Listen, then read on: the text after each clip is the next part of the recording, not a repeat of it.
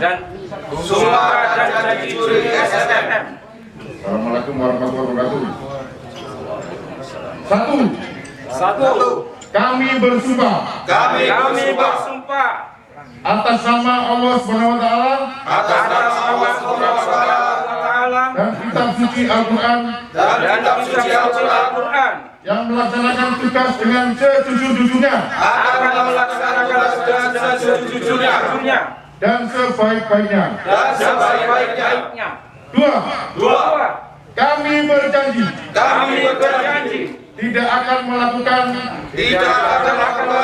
konspirasi kepada semua peserta, baik dari anggota SMM maupun rektor SMM yang bersifat negatif. Tiga. Keraskan suaranya. Kami bersedia menerima sanksi atau hukuman serta dilaknat dari Allah Subhanahu wa Ta'ala apabila terbukti melakukan tindakan yang bersifat negatif